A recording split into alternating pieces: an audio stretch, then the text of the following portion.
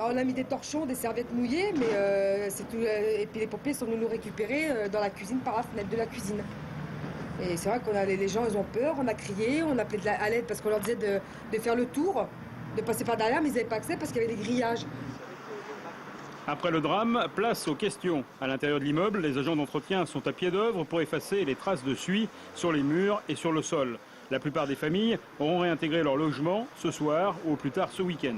Si l'origine du sinistre, sans doute accidentel, n'est pas clairement définie, les locataires s'interrogent surtout sur les conditions dans lesquelles ils ont été secourus.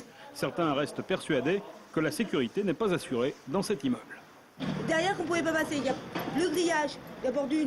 Les pompiers ne peuvent pas passer. Non, il n'y a pas accès. Il n'y a pas d'accès. Parce que pour derrière le grillage, il faut le bâche.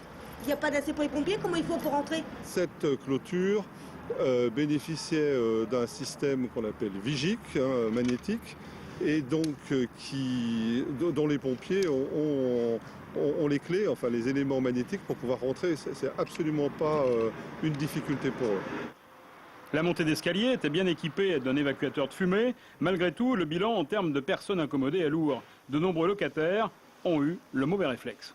C'est vrai que dans une situation comme celle-là, la consigne que nous donnons, les explications, les préparations que nous faisons, c'est de conseiller le confinement en attendant l'arrivée des secours et l'évacuation qui sera effectuée par les pompiers. Mais c'est toujours très difficile, les comportements dans ces cas-là peuvent être différents, et donc la tentation de se sauver le plus vite possible existe. Vendredi soir, toutes les personnes intoxiquées ont pu sortir de l'hôpital, à l'exception des 2 victimes les plus atteintes.